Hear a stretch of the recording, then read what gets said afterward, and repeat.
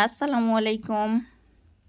আজকে আমরা তৈরি করব পনিরের তরকারি। পনির, মটর পনির। এখানে আমরা দিব পনির, আলু, ডিম সব একসাথে। তো প্রথমে আমরা তেল গরম করে তেলের মধ্যে আলুগুলোকে লাল করে ভেজে নেব। আলুগুলো দিয়ে দিলাম, এবার নেড়ে নেড়ে আলুগুলোকে লাল করে ভেজে নেব। আপনারা কে কে কোথায় থেকে দেখছেন আমাকে কমেন্ট করে জানিয়ে দিবেন প্লিজ। আলুগুলোকে আমরা এখন ভাজবো। অবশ্য আলু ভেজে যে কোনো তরকারিই ভালো লাগে, যদিও আমরা এই যে আলুগুলোকে লাল লাল করে ভেজে নিয়েছি। ভাজা আলুগুলো তুলে নিব, সব তুলে একটা সাইডে রেখে দেব।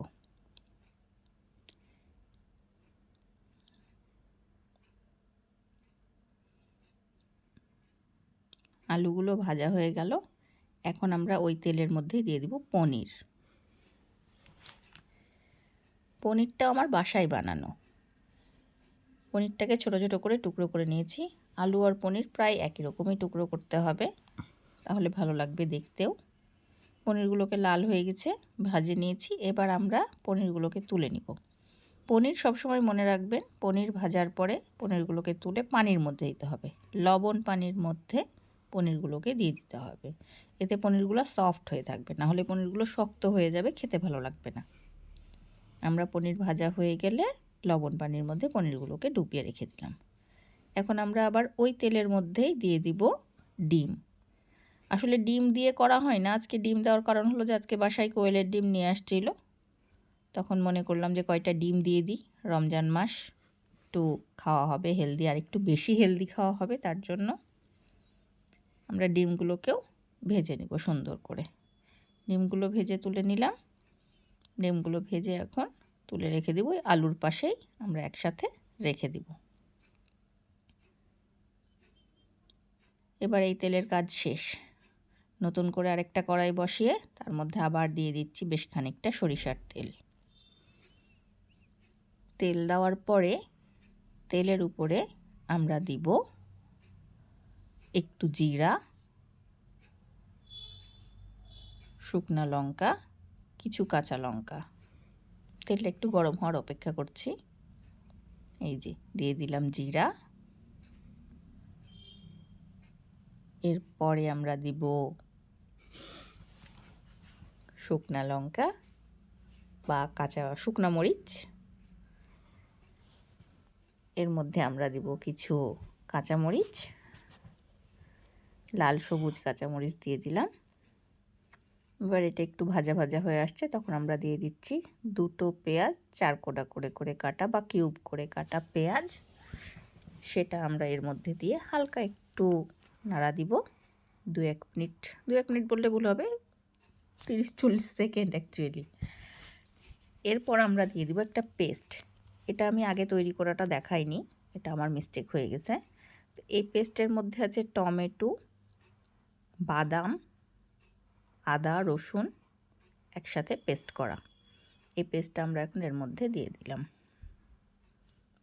এই পেস্টটা দিয়ে একটু নাড়ার পরে এর মধ্যে সব শুকনো মশলাগুলো আমরা দিয়ে ফেলব। শুকনো মশলার মধ্যে প্রথমে আসছে আমাদের ধনিয়া গুঁড়া, এরপরে সামান্য মরিচের গুঁড়া, এরপরে আসছে হলুদের গুঁড়া, তার সাথে দিব লবণ। লবণটা যে যার স্বাদ মতো, এখানে লবণ দিয়ে এবার মশলাটাকে খুব ভালো মতন আমরা কষিয়ে নিব। স্লো আছে, আস্তে আস্তে আমরা মশলাটাকে কষাতে থাকবো। এর সাথে আমরা একটু দিয়েছি গরম মশলা গুঁড়া, একটু জিরা গুঁড়া। নামানোর সময় দিলেও হয়, তো একটু আগে দিলাম যে একটু কষানোর সময় কেন জানি মনে হলো একটু বেশি ভালো হবে হয়তো। সব একসাথে করে আমরা এখন এটাকে খুব ভালো মতন কষাবো। কষাতে কষাতে একদম সুন্দরভাবে তেল উঠে আসবে যখন, তখন আমরা এর মধ্যে বাকি উপকরণগুলো মিশিয়ে দিব।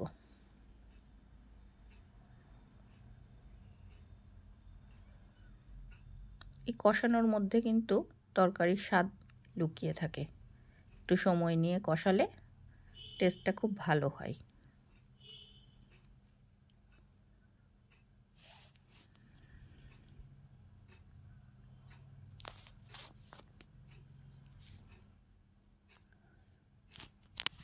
মশলাটা অনেক ছিল কিন্তু এই যে মশলাটা কষা হয়ে গেছে, এবার আমরা এর মধ্যে দিয়ে দিলাম আলু আর সেদ্ধ ডিমটা।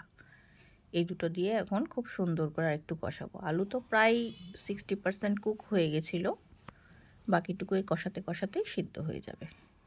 এই যে দেখেন কত সুন্দরভাবে কষিয়ে নিয়েছি আমরা, একদম তেল ছাড়া শুকনা শুকনা হয়ে গেছে।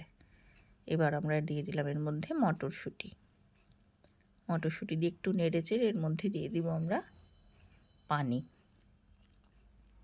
একটু ঝোল হবে তো, খুব বেশি না, অল্পই পানি দিব, একটু গ্রেভি থাকবে খুব হালকা পরিমাণে।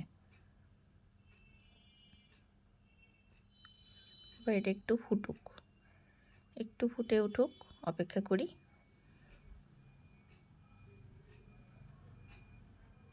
আমার মেয়ের তো এই পনিরের তরকারি ভীষণ পছন্দ, সাথে আমাদেরও। এর মধ্যে আমরা এখন পনিরের টুকরোগুলো দিয়ে দিব।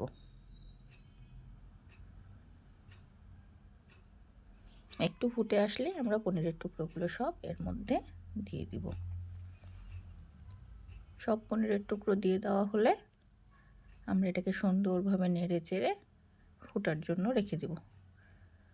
খুব ভালো মতন ফুটবে যখন, ঝোলটা একটু শুকিয়ে আসবে, সব মশলা মাখা মাখা হবে, তখন তরকারিটা নামিয়ে ফেলতে হবে। এখন আমরা এটাকে খুব ভালো মতন ফোটার জন্য চুলোর আঁচ একটু জোরে করে রেখে দেব। এর সাথে আমরা এখন দিয়ে দিলাম সামান্য একটু চিনি। চিনিটা দিলে স্বাদটা খুব ভালো হয়। যারা অ্যাভয়েড করতে চান করতে পারেন, কিন্তু খুব সামান্য একটু দেওয়াই যায়, খুব বেশি না, একদমই সামান্য। পনিরের তরকারিতে একটু মিষ্টি ভাব বেশ ভালো লাগে।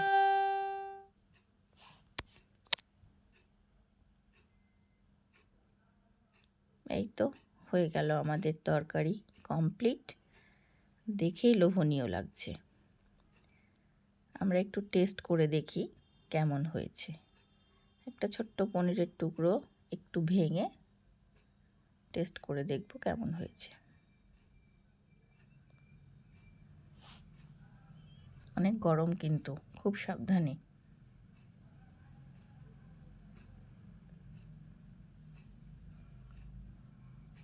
আমার মেয়ে তো টেস্ট করে বলে, মা ভীষণ মজা হয়েছে। আমি বললাম মিথ্যা বলছিস? বলে না মা, সত্যি অনেক মজা হয়েছে। তো ঠিক আছে, সকলকে আবারও আসসালামু আলাইকুম, এতক্ষণ ধৈর্য সহকারে রান্না দেখার জন্য। আল্লাহ হাফেজ।